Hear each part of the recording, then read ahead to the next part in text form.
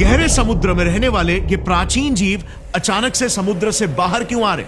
आपको याद होगा कुछ महीने पहले ही हॉलीवुड जल रहा था। अब यह देखना उसके कुछ ही दिनों पहले नवंबर 6 को कैलिफोर्निया के किनारों में क्या मिला था। एक 10 फीट बड़ी ओरफिश।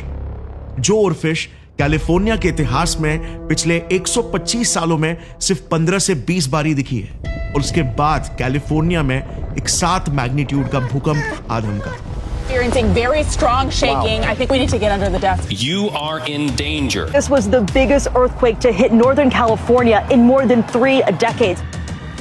2017 में फिलीपींस में भी ओरफिश की साइटिंग्स हुई थी, जिसके कुछ ही समय बाद जुलाई 2017 में एक 6.6 मैग्नीट्यूड का अर्थक्वेक वहां पर हिट किया। The southern Philippines has been shaken. A powerful earthquake rocked the Philippines. At least 85 people are dead.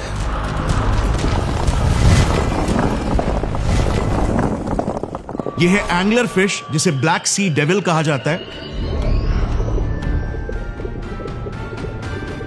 ये 1000 से 10,000 फीट समुद्र की अंधेरी गहराइयों में पाई जाती है। इसे कुछ डाइवर्स ने समुद्र की सतह पर ऑलमोस्ट मरी हुई हालत में तैरते हुए देखा।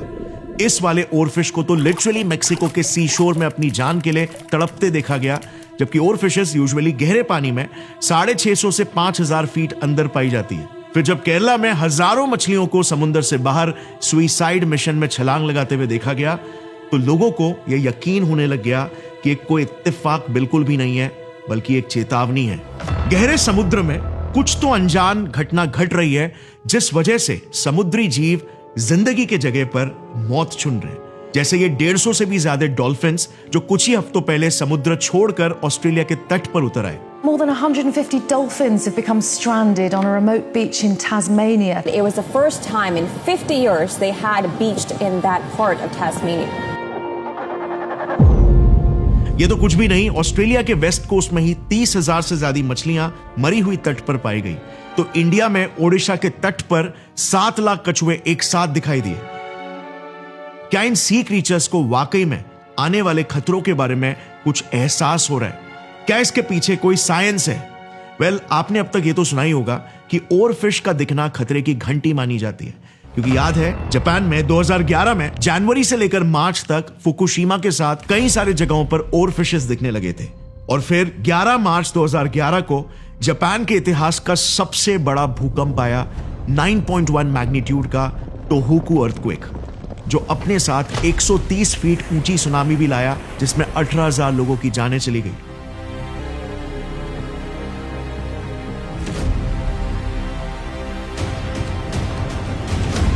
और इसीलिए आज भी जापान में इन्हें द डूम्सडे फिश कहा जाता है, जो जब भी दिखते हैं अपने साथ कोई दुर्घटना की चेतावनी लेकर दिखते हैं। सो आखिर इन्हें पता कैसे चल जाता है? इसके पीछे का साइंस क्या है? आज 80% से ज्यादा हमारे समुद्र अनएक्सप्लोर्ड है। इनके अंदर ऐसे जीव है जो हमने कभी देखे नहीं, क्षेत्र है जो हमने कभी मैप नहीं किए, और ऐसी पहेलियां हैं जो कभी सुलझी ही नहीं।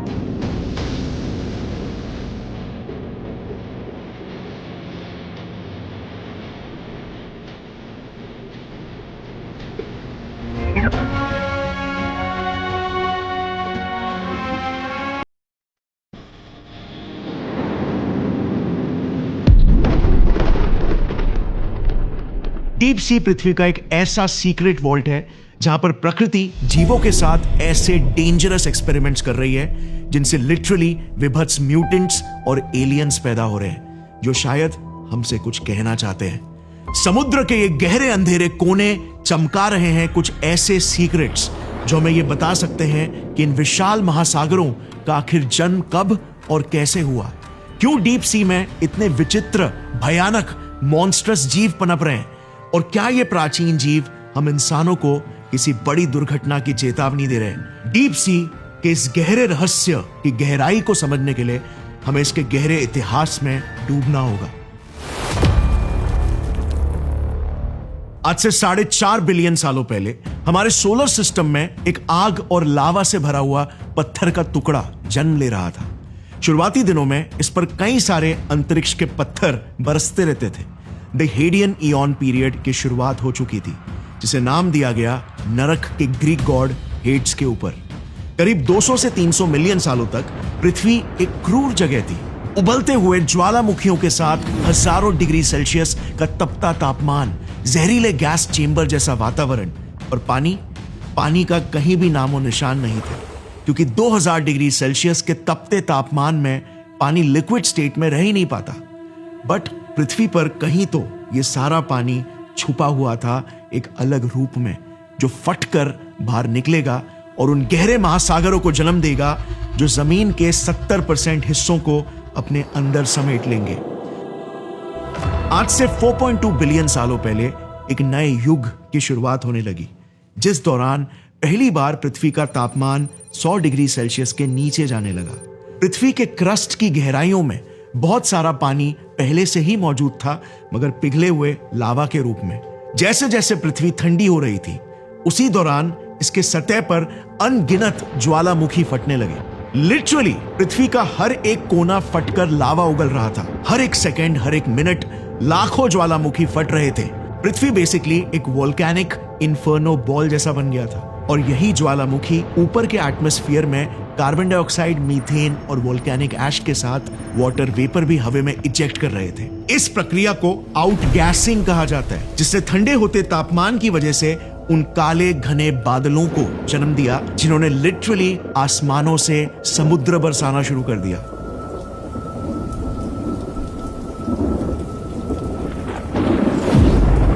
यस, लेट हेडियन पीरियड की बारिश करोड़ों सालों तक चली। शायद ही आसमान का कोई हिस्सा होगा जो इस बाढ़ वाली बारिश से फट नहीं रहा था।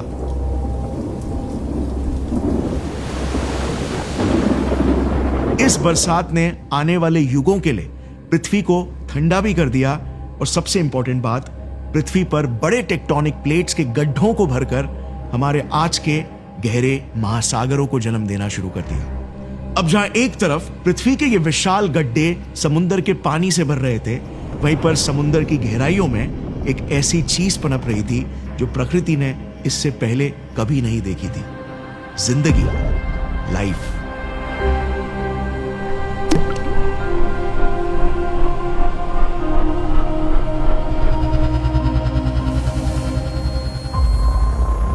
देखो, पृथ्वी अभी भी ज्वालामुखी और खुले हुए क्रैक से भरी हुई थी।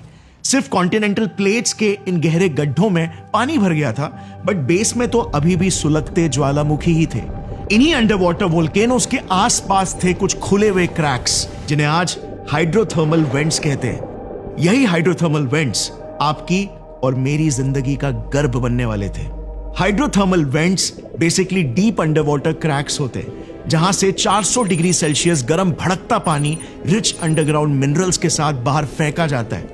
इतने हाई प्रेशर में, और पानी इतना गर्म रहता है कि ये मेटल्स को तक पिघला सकता है। यहीं से लाइफ को वो पहली ऊर्जा का पल्स मिला था। लाइफ के जन्म के लिए 3 चीजों की जरूरत होती है: वाटर, सही केमिकल्स, और इन केमिकल्स या एलिमेंट्स को आपस में इंटरैक्ट करवाने के लिए एनर्जी।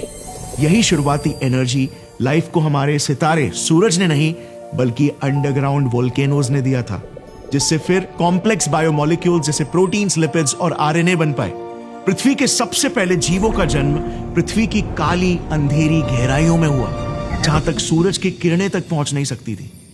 Interesting, right? इतिहास बताता है कि हम पाताल से हैं, स्वर्ग से नहीं। मगर यह लाइफ शुरुआत में सिंपल यूनिसेलुलर थी।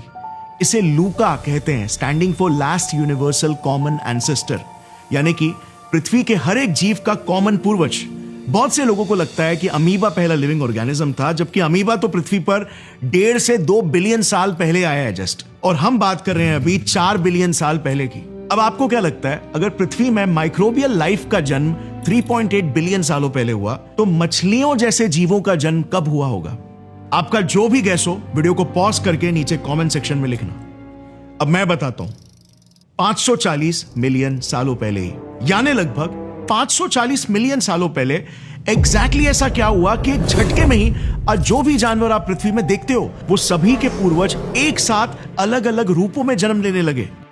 वेल, एक ऐसी घटना घटी जिसे the big bang of evolution कहा जाता है, द कैम्ब्रियन एक्सप्लोजन।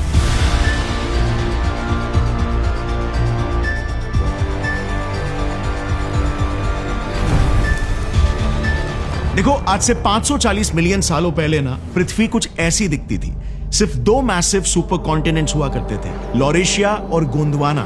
गोंडवाना पृथ्वी के साउथ में एक विशाल सा सुपर कॉन्टिनेंट था, जिसमें आज का पूरा Africa, south America, Australia, India, Antarctica और एशिया, मिडिल ईस्ट के कुछ पार्ट्स बसते थे। इसी महाकॉन्टिनेंट के तट के पानियों में ही एवोल्यूशन का big bang, the Cambrian explosion हुआ। यह देखना, आज पृथ्वी पर जानवरों में ये इतने 30 से 40 फाइलम्स हैं। ये ऑलमोस्ट सारे के सारे फाइलम्स आज से 540 मिलियन सालों पहले बस 50 से 60 मिलियन सालों के अंदर ही पृथ्वी पर तेजी से जन्म लेने लगे। मानो पृथ्वी बस पलक झपकाते ही जिंदगी से चहक उठी। हर एक मॉडर्न जानवर का जेनेटिक ब्लूप्रिंट जो हम आज देखते हैं तैयार हो चुका था। समुद्र एक ऐसी विशाल लेबोरेटरी बन चुकी थी जहां पर प्रकृति तरह तरह के जेनेटिक एक्सपेरिमेंट्स कर रही थी और जीवन के अनेक रूपों को रंग रही थी। जीवन में वास्ट डाइवर्सिटी फ्लड कर रही थी। ये सब इसीलिए हो पाया क्योंकि कैम्ब्रियन एक्सप्लोजन में ऑक्सीजन गैस का भी एक्सप्लोजन हुआ, जिस गैस ने सभी जीवों को एक्स्ट्रा एनर्जी प्रोवाइड की और एक्स्ट्रा म्यूटेशंस क्रिएट करने के लिए ऑक्सीडेशन। अब ये सारा ऑक्सीजन सबसे ज्यादा कहां पर इकट्ठा होने लगा? समुद्र की सतह पर, क्योंकि वहीं से तो ऑक्सीजन एब्जॉर्ब होकर पानी में अंदर डिसॉल्व होता है। और इसीलिए कैम्ब्रियन एक्सप्लोजन के दौरान जानवरों का सबसे ज्यादा विकास हुआ कॉन्टिनेंटल शेल्व्स में, जो समुद्र के तट के पास के सबसे शैलो वाटर्स होते हैं। अब जब एक साथ इतने सारे जानवर इन थोड़े से इलाकों में फटकर जन्म ले रहे थे, तो जाहिर है इनके बीच में कंपटीशन होने लग गया रिसोर्सेज को लेकर। इससे 2 चीजें क्रिएट हुई। नंबर 1, पृथ्वी पर पहली बार शिकारियों का जन्म हुआ। यह हमें पता चलता है क्योंकि उसी दौर में जीवों में दांतों, पंजों और शेल्स का एवोल्यूशन हुआ। और नंबर 2, शैलो वाटर्स में खाने का अकाल पड़ने लग गया, जिससे फिर मजबूरी में खाने और सिक्योरिटी की तलाश में समुद्री जीव समुद्र की अंधेरी गहराइयों की ओर देखने लगे। अब जरा 1 मिनट इस फैक्ट को अप्रिशिएट करते हैं कि लाइफ की शुरुआत गहरे समुद्र में हुई, लेकिन लाइफ विकसित समुद्र की ऊपरी सतह पर हुई और फिर नीचे की दुनिया को मजबूरी में अपना नया घर बनाने निकल पड़ी। मगर यह सफर जिंदगी और मौत का सफर होने वाला था। डीप सी के अकाल अंधेरे में जी पाने के लिए अब तक ये जीव बिल्कुल भी काबिल नहीं बने थे। देखो, समुद्र की सतह पर प्रेशर एक एटमॉस्फेयर जितना होता है, यानी कि जितना आप और मैं अभी फील कर रहे हैं। यह प्रेशर इसीलिए क्योंकि पृथ्वी के एटमॉस्फेयर में एयर के मॉलिक्यूल्स हम पर फोर्स अप्लाई कर रहे हैं। बट जब आप समुद्र की गहराई में जाते हो, तब आपके ऊपर के सारे पानी के लेयर्स आप पर फोर्स अप्लाई कर रहे होते हैं, जिससे कि प्रेशर ड्रास्टिकली बढ़ने लगता है। हर 10 मीटर में एक एटमॉस्फेयर जितना प्रेशर बढ़ता है।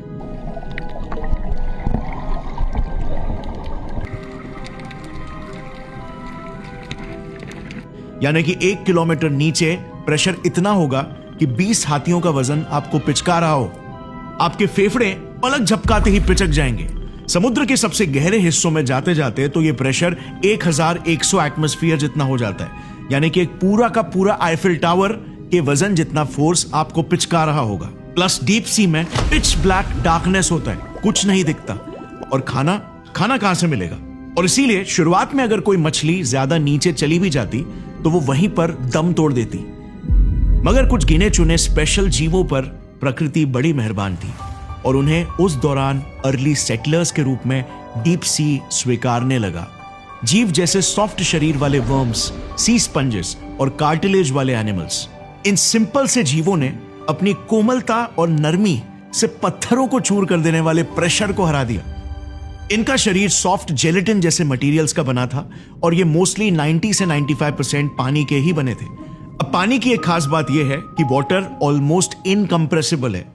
पानी समुद्र के 10 किलोमीटर नीचे आईफिल टावर के वजन जितने प्रेशर में भी सिर्फ 5% ही कंप्रेस होता है। और इसीलिए क्योंकि इन जीवों का शरीर लार्जली पानी और जेलेटिन का बना था और इनके सेल मेम्ब्रेन्स रबर बैंड की तरह फ्लेक्सिबल थे, तो ये जीव किसी पानी से भरे गुब्बारे की तरह आसानी से हाई प्रेशर में भी फट नहीं जाते।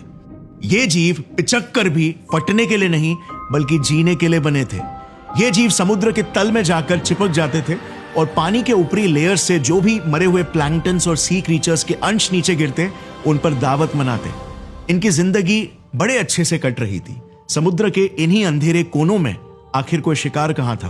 मगर ये अच्छा दौर ज्यादा समय तक नहीं चला, क्योंकि कैम्ब्रियन पीरियड खत्म होते ही आज से 450 मिलियन सालों पहले ऑर्डोविचियन पीरियड में शिकारियों ने भी विकसित होकर डीप सी को इन्वेड करना शुरू कर दिया। उन शिकारियों में से सबसे पहले थे मॉलस्क्स और आर्थ्रोपॉड्स, जैसे ये जीव ट्राइलोबाइट्स और नॉटिलॉइड्स, जिनका शरीर सॉफ्ट जेलेटिन और फ्लूइड्स से तो बना था, बट साथ में इनका एक वीक सा और फ्लेक्सिबल सा एक्सोस्केलेटन भी था। ये इनका नया विकसित हुआ एक्सोस्केलेटन हमारी हड्डियों जैसा खोखला और सख्त बिल्कुल नहीं था, बल्कि काफी लचीला, पतला और सॉफ्ट था, जो प्रेशर पड़ते ही अपने स्ट्रक्चर को आसानी से फ्लेक्सिबली ढाल सकता था, ताकि प्रेशर में सख्त हड्डियों की तरह क्रैक ना कर जाए। जैसे आपने एयरप्लेन्स के विंग्स को उड़ते वक्त देखा होगा बेंड होते हुए, वो हार्ड भी है जो एक्सट्रीम प्रेशर को झेलकर लिफ्ट देने का काम करते हैं, बट वो फ्लेक्सिबल भी है और इसीलिए एयर प्रेशर डिफरेंसेस और झटकों को इजीली झेल लेते हैं। तो कुछ इसी तरह इन जीवों के बाहरी बॉडीज और शेल्स कॉम्पोजिट मटेरियल्स जैसे चिटिन और आर्गोनाइट से बने थे, जो मटेरियल्स हाई प्रेशर में भी hardness but at the same time flexibility भी प्रोवाइड कर पा रहे थे, जो दोनों बहुत ही जरूरी था यहां पर सरवाइव करने के लिए। यही हार्डनेस और फ्लेक्सिबिलिटी को एक साथ एक ही पैकेज में पैक करके ये डीप सी क्रीचर्स अब तैयार थे डीप वाटर वॉर्म्स और दूसरे छोटे जीवों को अपना शिकार बनाने। मगर ये तो बस शुरुआत थी, बड़े खिलाड़ियों का अब आना बाकी था। बड़े जबड़ों और तेज नुकीले दांतों वाले शिकारियों का जो घड़ी आई आज से 350 मिलियन साल पहले, द डेवोनियन पीरियड में। इस पीरियड को द एज ऑफ फिश भी कहा जाता है, क्योंकि इसी दौर में पानी की ऊपरी सतहों में म्यूटेशंस की वजह से बोनी वर्टिब्रेट फिशेस तेजी से तादाद और वैरायटी में बढ़ने लगे, और इसी के साथ इन्होंने धारदार नुकीले दांतों वाले जबड़े भी डेवलप किए। इससे पहले आपको यकीन नहीं होगा, लेकिन मोस्ट मछलियां ऐसे ऑस्ट्रेकोडर्म्स जैसे जॉलेस हुआ करती थी, पर जैसे ही जबड़ों और दांतों का जन्म हुआ तो मानो शिकारियों को अब मौत के हथियार मिल चुके थे। जरा इस जीव पर नजर डालना, इसके जबड़े और दांत इतने धारदार है जैसे हमने आज तक नहीं देखे। ये नया हथियार दांत छोटे से समय में कई मछलियां डेवलप करने लगी और समुद्र की खूंखार शिकारी बन गई। अब पानी के ऊपरी लेयर्स में शिकारियों के बढ़ने से ऑब्वियसली कंपटीशन भी बढ़ने लगा, जिससे फिर खाने की कमी होने लग गई, और इसीलिए इसी दौर में नुकीले दांतों वाली मछलियों और जीवों का first wave of mass migration deep sea की ओर होना शुरू हो गया। जीव जैसे कोएलोकैंथ्स, नॉटिलॉइड्स वो पहले कुछ जीवों में से थे जो डीप सी में अपनी जगह बनाने लगे, क्योंकि ये गहराई में भी तैरने के साथ साथ शिकार कर सकते थे। इसे देखना, ये है क्लैडोसेलैश, जो हमारे आज के मॉडर्न शार्क्स के सबसे प्राचीन पूर्वज है। ये 6.5 फीट तक ग्रो होते थे और डीप सी तक शिकार करने आया करते थे। अब इन नए खतरनाक घुसपैठियों से बचने के लिए कुछ डीप सी क्रीचर्स जैसे जेलीफिशेस और क्रस्टेशियंस में कुछ इंटरेस्टिंग पावर्स आने लग गए। वो अपनी खुद की रोशनी बनाना शुरू कर दिए। उनका शरीर गहरे पानी के कम ऑक्सीजन में अपने मेटाबॉलिज्म के चलते एक एंजाइम प्रोड्यूस कर रहा था, लूसीफरेस नाम का। इस एंजाइम के चलते नेचुरली लाइट प्रोड्यूस होती ना के बराबर हीट के साथ। इस खूबी को आज बायोल्यूमिनेसेंस कहते हैं, जो आज भी आपको कई सारे डीप सी क्रीचर्स में दिख जाएगा, जैसे angler fish, lantern fish etcetera. इस खूबी ने इन जीवों को बहुत फायदा दिया, क्योंकि ये लिटरली काले अंधेरे में अपनी रोशनी साथ लेकर चलने जैसा था। प्लस आज कैसे कीड़े रोशनी की तरफ अट्रैक्ट हो जाते हैं, इन लाइट्स की वजह से इनका शिकार भी खुद ब खुद इन्हीं जीवों के पास तैर के आ जाता। सब कुछ अच्छे से फिर चलता रहा अगले 100 से 150 मिलियन सालों तक। पूरे समुद्र में जीव खुशी से अपनी तादाद बढ़ा रहे थे। इसी दौर में इवन अब जमीन पर भी डायनासोर्स और कई दूसरे जानवर और एम्फीबियंस भी मजे में फल फूल रहे थे। मगर फिर आज से 250 मिलियन सालों पहले एक ऐसा काला दौर आया जो इतिहास में अब तक की सबसे बड़ी तबाही लाएगा। सबसे बड़ा मौत का मंजर, मैस एक्सटिंक्शन। इमेजिन करो, आसमान आग उगल रहा है, समुद्र में किसी ने तेजाब डाल दिया और हवा एक गैस चेंबर जैसी हो गई हो। कोई जीव ऐसे वातावरण में टिक पाएगा क्या? कुछ ऐसा ही हाल था पृथ्वी का आज से 250 मिलियन सालों पहले द पर्मियन ट्रायासिक एक्सटिंक्शन के वक्त, जिसे द ग्रेट डाइंग इवेंट भी कहते हैं। इस घटना में साइबेरियन ट्रैप्स वोल्केनोज लाखों सालों तक के लिए फटकर आग उगल रहे थे, और उन्होंने इतना लावा उगल दिया था कि अमेरिका जैसा विशाल देश 1 किलोमीटर तक इस लावा के नीचे दब जाए। पूरी पृथ्वी जहरीले गैसेस से सफोकेट हो रही थी। हवाओं में और पानियों में ऑक्सीजन की कमी हो गई थी। बस सिर्फ 50,000 से 2 लाख सालों के अंदर ही, आपको यकीन नहीं होगा, बट 96% मरीन एनिमल स्पीशीज और 70% लैंड एनिमल्स हमेशा हमेशा के लिए विलुप्त हो गए। सोचो, जिस एस्ट्रॉइड ने डायनासोर्स को खत्म किया था, उसने तो सिर्फ 60% ही मरीन स्पीशीज और 75% लैंड एनिमल्स को खत्म किया था। खैर, इस घटना से उभर आने के लिए पृथ्वी को मिलियंस ऑफ ईयर्स लग गए, और जो जीव इस सर्वनाश को झेल पाए वो इतने ढीठ थे कि वहीं आगे जाकर सबसे वियर्डेस्ट, सबसे भयानक, विशाल और खूंखार जीव बनेंगे। देखो, इस घटना के दौरान काफी सारी सतह की मछलियां ऑक्सीजन की तलाश में डीप सी में जाने लग गई थी। इनमें से ही कुछ मछलियां थी आज के हैगफिश, एंगलर फिश और लैम्प्रेस के पूर्वज, जो डीप सी में सेटल होने लग गए थे, क्योंकि वहां का तापमान और ऑक्सीजन कंपैरेटिवली स्टेबल था। बट डीप सी उस वक्त बंजर, वीरान और काले सल्फर वाले कीचड़ से भरा हुआ एक शमशान था, जिस केमिकल वाले शमशान से ही जन्म लेने वाली थी आगे की प्रजातियां। तो इमेजिन करो कैसी नस्ल पैदा होगी। मानो डीप सी के इस केमिकल फैक्ट्री में से अब सिर्फ म्यूटेंट्स ही पैदा होने वाले थे। सल्फर रिच टॉक्सिक एनवायरनमेंट में केमिकल खाने वाले बैक्टीरिया और एक्सट्रीमोफाइल्स जन्म लेने लगे, जिन्होंने फिर सल्फर खाकर एक कंप्लीटली नया फूड चेन ही बना दिया। वो हाइड्रोथर्मल वेंट्स, कोल्ड सीप्स और ओशन फ्लोर में से सल्फर को यूज करके कीमोसिंथेसिस के जरिए एनर्जी प्रोड्यूस करते, जिन्हें फिर बैक्टीरिया ईटिंग ट्यूब वर्म्स खाते, जिन्हें फिर छोटी मछलियां और क्रस्टेशियंस खाने लगे। अब द ग्रेट डाइंग के बाद ऑब्वियसली शुरुआत में खाने की बहुत कमी थी।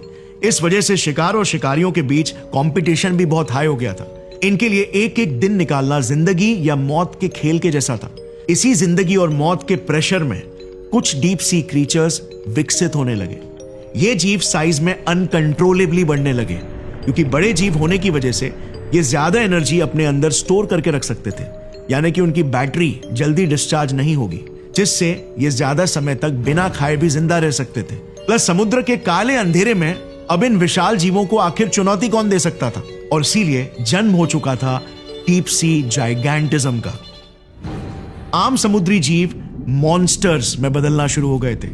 ये जो जायंट कोलोसल स्क्विड आज हम डीप सी में देखते हैं ना, ये 46 फीट तक लंबे होते हैं। जस्ट इमेजिन, इनकी बस आंखें ही एक बड़े से प्लेट के साइज की होती है। स्पाइडर क्रैब्स जो 13 फीट लंबे होते हैं, जो आपके कार को आराम से गले लगा देंगे।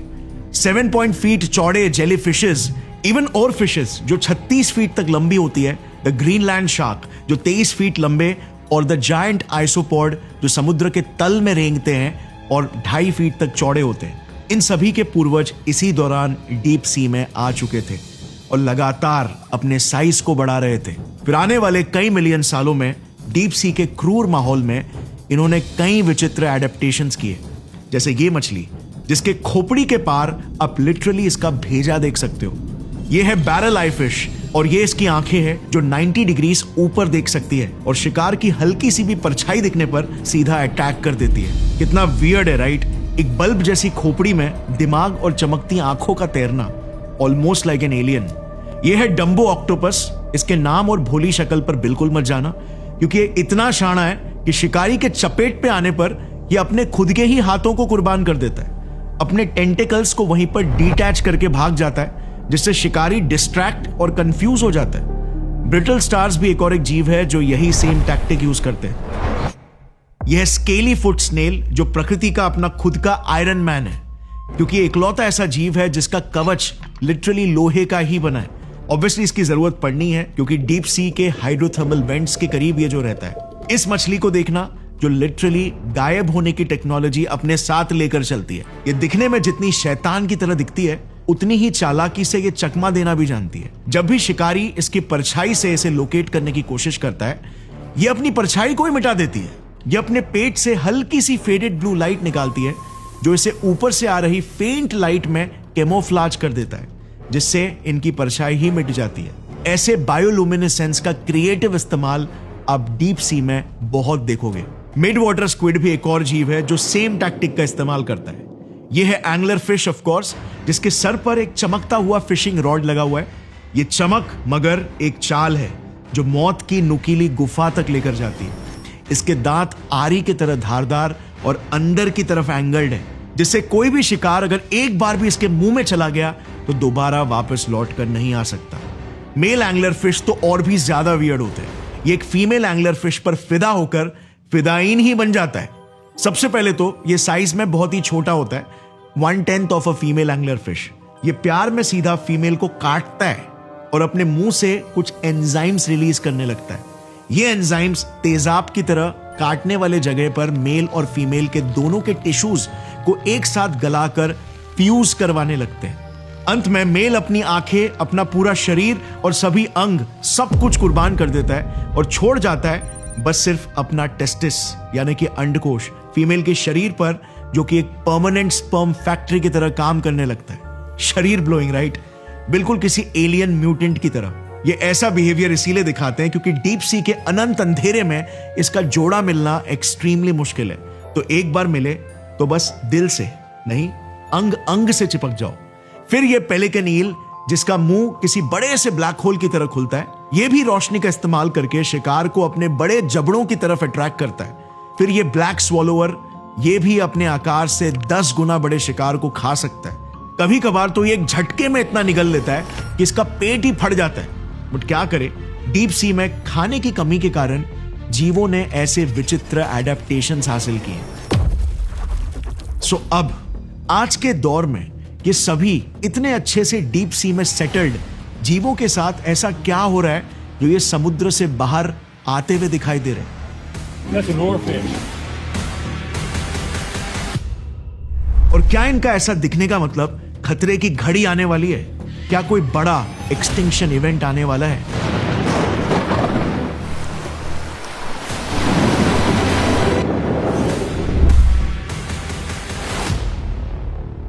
वेल, ये रेड मार्क्ड एरिया आपको दिख रहा है जो फैला हुआ है नॉर्थ और साउथ अमेरिका से लेकर जापान से होते हुए फिलीपींस तक और नीचे न्यूजीलैंड तक। ये 40,000 किलोमीटर बड़ा हॉर्स शू शेप का हिस्सा वो जगह है जहां पर दुनिया के 90% भूकंप कांपते हैं। ऐसा इसीलिए क्योंकि पैसिफिक ओशन के नीचे यहां पर 7 मेजर टेक्टोनिक प्लेट्स और कई माइनर प्लेट्स आपस में बाउंड्रीज शेयर करते हैं, रगड़ते हैं, घसते हैं। इसी वजह से यही रीजन दुनिया के 75% एक्टिव और इनएक्टिव वोल्केनोज का घर भी है। इसे नाम दिया गया है द रिंग ऑफ फायर। यह हिस्सा अर्थ का सबसे अनस्टेबल पैच है। यहां पर दुनिया के 75% से 90% हाइड्रोथर्मल वेंट्स भी है। और पता है, इन्हीं हाइड्रोथर्मल वेंट्स में 90% ऐसे जीव भी है जो आपको इस एरिया के अलावा दुनिया में और कहीं नहीं मिलेंगे। और इंटरेस्टिंगली, यह हिस्सा डेफिनेटली कुछ सालों से काफी अनस्टेबल बिहेवियर दिखा रहा है। पिछले ही साल 2024 में बाली, जो कि इसी रीजन में आने वाला एक देश है, सिर्फ एक ही साल में इसने 582 अर्थक्वेक्स एक्सपीरियंस किए। अब यस, इनमें से most of the earthquakes minor यानी कि 3 मैग्नीट्यूड से नीचे के अर्थक्वेक्स थे, मगर उसके पिछले साल की तुलना में ये 80% से बढ़ गए। अब सिर्फ बाली नहीं, इनफैक्ट इस ऑस्ट्रेलियन न्यूज पोर्टल के हिसाब से पूरी दुनिया में ही भूकंपों की संख्या तेजी से बढ़ रही है। एमडैट इमरजेंसी इवेंट्स डेटाबेस ने जब भूकंपों का 1900 से अब तक का डेटा स्टडी किया तो पता चला कि 1900 से 1950s के बीच एक साल में अबव 6.5 मैग्नीट्यूड वाले अर्थक्वेक्स का एवरेज 3.4 था। ये 1970s में डबल 6.7 हो गया और 2000s में 5 गुना बढ़ गया। 2021 और 2022 में भी कई सारे वोल्केनोस फटे थे the ring of fire region में, जिनमें इंडोनेशिया का माउंट सिमेरू, फिलीपींस का टाल वोल्केनो और जापान का माउंट एसो भी शामिल है। जनवरी 2022 में टोंगा में भी एक अंडर वाटर वोल्केनो हुंगा टोंगा हुंगा हापाई फटा था, जो कि नासा के हिसाब से मॉडर्न हिस्ट्री का one of the most powerful volcanic eruption था। इसने एक सुनामी भी ला दिया था। Authorities in the Pacific island of Tonga say the country is facing an unprecedented disaster. An underwater volcano erupted last week, triggering a deadly tsunami. But दूसरी तरफ United states geological सर्वे और British geological सर्वे तो ये बता रहे हैं कि शायद अर्थक्वेक्स पहले की तुलना में इतने नहीं बढ़ रहे, बल्कि अब क्योंकि हमारे पास एडवांस इंस्ट्रूमेंट्स आ चुके हैं, इसीलिए हम इन्हें और ज्यादा एक्यूरेटली डिटेक्ट कर पा रहे हैं। बट फिर भी बाली जैसे रीजन का एक ही साल में 582 अर्थक्वेक्स एक्सपीरियंस करना क्वेश्चंस जरूर रेज करता है। सो ऐसे में तो क्योंकि 90% अर्थक्वेक्स इसी रिंग ऑफ फायर जोन में आते हैं, तो यहां ऐसे अनयूजुअल फिश साइटिंग्स तो कॉमन होना चाहिए, right? In fact weird fish sightings तो दुनिया में ऑलमोस्ट इक्वली ही स्प्रेड आउट है। बट ऐसा कैसे हो सकता है? और फिशेस तो इन्हीं ट्रेमर्स को फील करके डीप सी से ऊपर आ रहे हैं ना, उसका क्या? वेल, 2019 में मरीन बायोडायवर्सिटी रिकॉर्ड्स ने इसी विषय पर एक रिसर्च किया था, लेकिन उन्हें और फिशेस के भटकने का और किसी नेचुरल डिजास्टर का उसके साथ कोई लिंक या एसोसिएशन नहीं मिला। एंगलर फिश के भी शैलो वाटर्स में मिलने का कोई भी आपदा से कोई साइंटिफिक लिंक अब तक नहीं मिला है। इनफैक्ट अगर आप देखोगे तो ये सिर्फ इक्के दुक्के केसेस ही है और most of the cases unrelated है, जिन्हें बस आपस में जोड़कर सोशल मीडिया में एक नैरेटिव बनाया गया। जैसे एंगलर फिश का भटककर ऊपर आ जाने के पीछे कई रीजंस हो सकते हैं, जैसे पानी का local temperature fluctuation, local oxygen की कमी, स्ट्रॉन्ग करंट्स, शिकारी से पीछा छुड़ाना एटसेट्रा। इक्के दुक्के केस में ऐसा होना ज्यादा लाइकली है। ये केरला वाली घटना जो हमने पहले देखा था, ये तो मछलियों का नेचुरल बिहेवियर है और हर साल होता है। बस गूगल करना चाकारा केरला करके, ऐसी ढेर सारी वीडियोस आपको मिलेंगी। अरेबियन सी में यह घटना हर साल मानसून या उससे पहले घटती है, जिसमें समुद्र के नीचे से वाटर करंट्स न्यूट्रिएंट से भरा पानी ऊपर लेकर आते हैं और इसी का पीछा करते करते केरला के मालाबार कोस्ट में ये सभी समुद्री जीव जमीन पर अंधाधुंध बरसने लगते हैं। ऑस्ट्रेलिया के फॉल्स किलर व्हेल डॉल्फिन्स के साथ भी ऐसा ही कुछ हुआ था। Now, dozens of dolphins have died after a pod of more than 150 were stranded on a remote beach in Australia's southern island of Tasmania.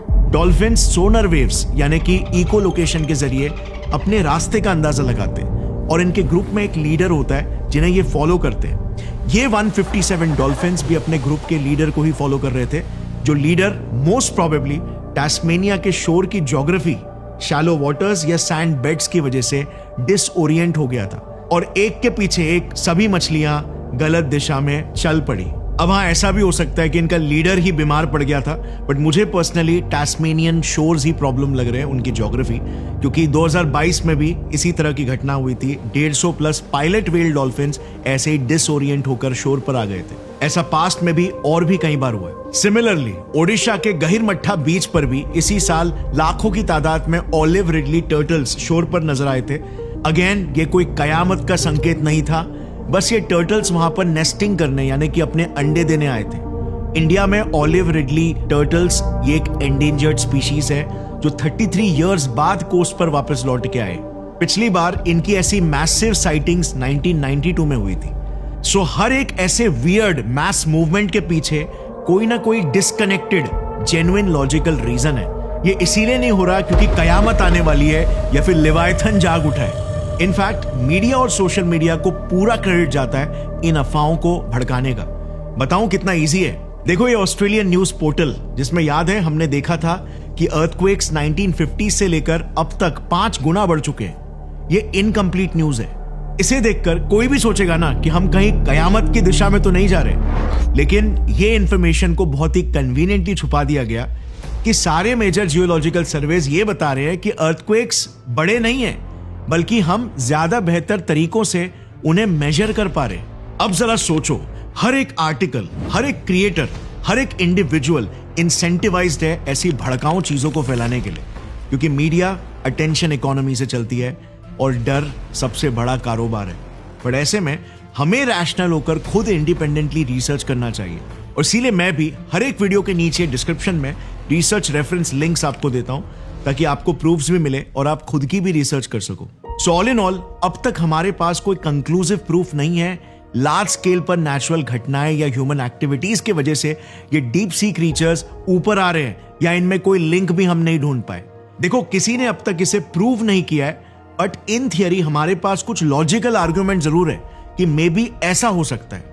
देखो, शॉर्ट में बताऊं तो इन थियरी 3 मेजर रीजंस हो सकते हैं जो डीप सी क्रीचर्स को ऊपर ला रहे हैं। अंडरग्राउंड वोल्केनिक एक्टिविटी जो पानी की एसिडिटी को बढ़ा देता है, टेम्परेचर फ्लक्चुएशंस और डीप वाटर्स में लोकलाइज्ड ऑक्सीजन की कमी, जिसे हाइपोक्सिया कहते हैं। ये सारे अब तक तो लोकलाइज्ड इवेंट्स ही है, यानी कि पूरे समुद्र में नहीं बल्कि समुद्र के छोटे छोटे पैचेस में होते हैं, और इसीलिए इन थियरी ये फिशेस को डिसओरिएंट कर सकते हैं। लेकिन वंस अगेन हमारे पास कोई साइंटिफिक प्रूफ्स नहीं है।